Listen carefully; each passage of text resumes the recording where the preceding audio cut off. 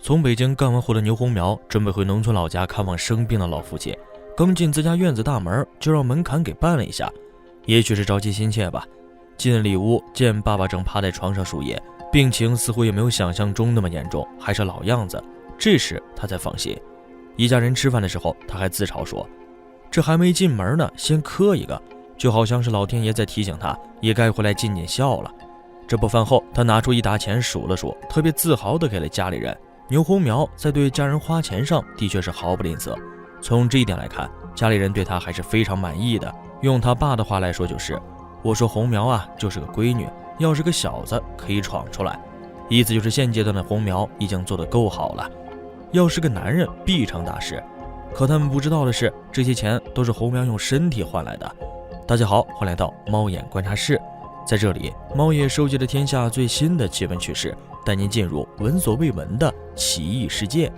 点赞订阅加小铃铛，精彩内容不容错过。影片中我们似乎看不到任何关于北京都市的影子，若不是字幕的来回切换，丝毫不会觉得牛红苗身处的北京与河北农村有什么区别。它游离在大都市的边缘，从一个乡村到了另一个乡村。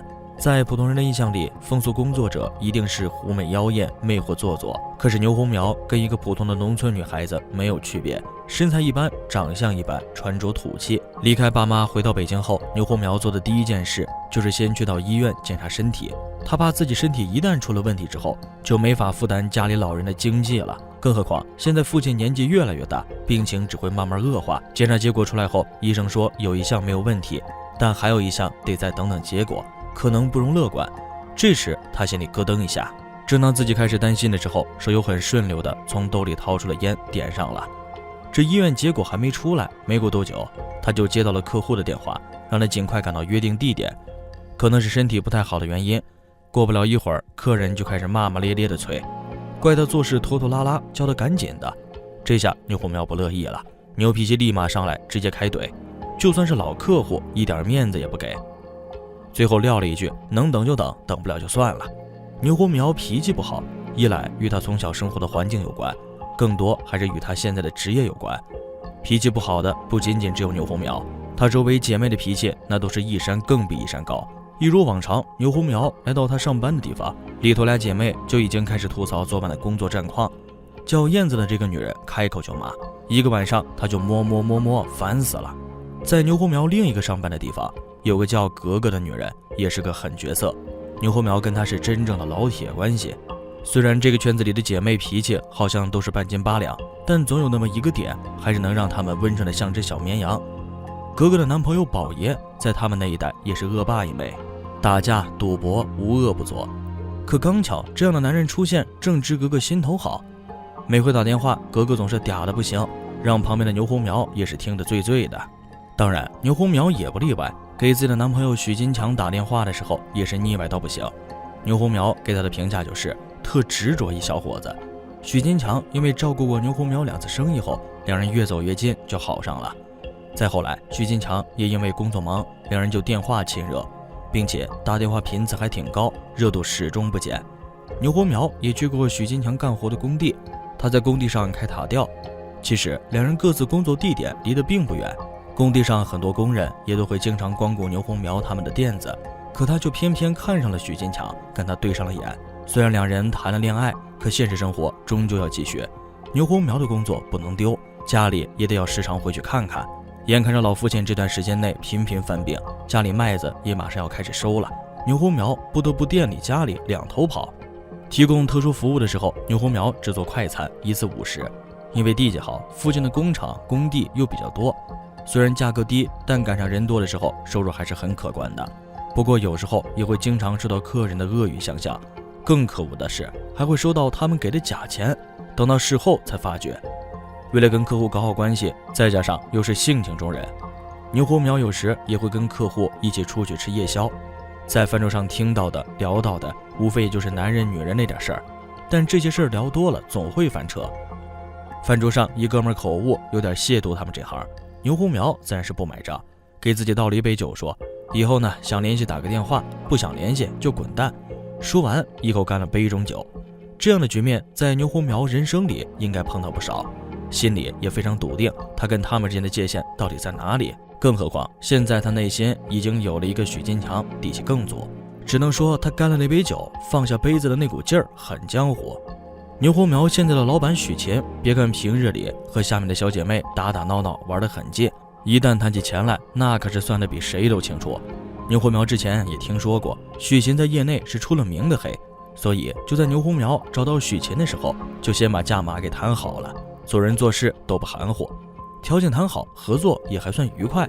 大家从此以后也都愿意把彼此之间的生活和私事拿出来分享，相互之间几乎都是透明的。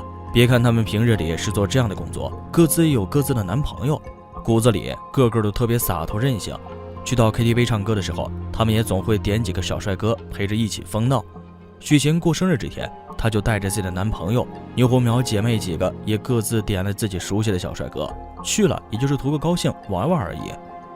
牛红苗们骨子里的倔强与好强，从这件事上就能够看得出来。男人出去玩没事找几个女孩子一起唱歌聊天，他们也不甘示弱，找几个看得顺眼的男人，以解平日里在工作时间被男人欺负的晦气。牛红苗爸爸由于病情越来越严重，被送到了县城医院急诊，妈妈一个人在医院陪着也做不了主，于是就把牛红苗和其他兄弟姐妹都叫了回来一起商量。医院给的答复是，现在已经没有办法再动手术了，动了手术也没用了，病人随时可能会因为脑缺血、心脏停跳或窒息而死。回到家里，牛红苗趴在窗前看着外面的雨，想着等天气好了，到村里租2台收割机，把今年1年的麦子给收回来。此时爸爸也不太可能再回到地里干活了。这些事情应该是牛红苗长这么大以来碰到的最难面对的问题，这个时候也本应该是他考虑未来谋生方式的转变，可现实又给了他一记重重的耳光。在家的某一天，他突然接到了许金强的电话。许金强对他说，我错了，我只是你生命中的一个过客，一颗流星。挂了电话之后，导演后来又追问他，许金强到底怎么了？他告诉导演说，许金强背着我找小姐去了，男朋友不痛不痒的分手，父亲日益加重的病情，遭人唾弃的工作，迷茫未知的未来。这个看上去若无其事、嘻嘻谈笑的女孩默默担起了一切。当导演问道，你有没有想过你爸突然会死啊？牛红苗回答，不敢想。导演最后追问道，如果会这样呢？不知道。牛红苗慢慢抹着眼泪，待他平复了情绪，对着镜头吼了一句，还拍不拍了？然后画面一黑，响起了他温柔动听的歌声，全片结束。又是1年麦收时，一切如常，审视全片没有一丝嘲讽之意，就像是记录了一个底层人的正常生活。徐彤给红苗打上的标签不是风俗女，而是一个人。他们虽然靠着卖身谋生，但也有着自己的原则和尊严。格格会因为一个男人卸下满身的盔甲，像出演的小女生般犹豫到底要不要接心上人的电话。老板娘虽然贪财，却在生日的时候请所有员工们去唱 KTV， 而红苗不仅在父亲面前乖巧孝顺，也拎得清人生的大道理。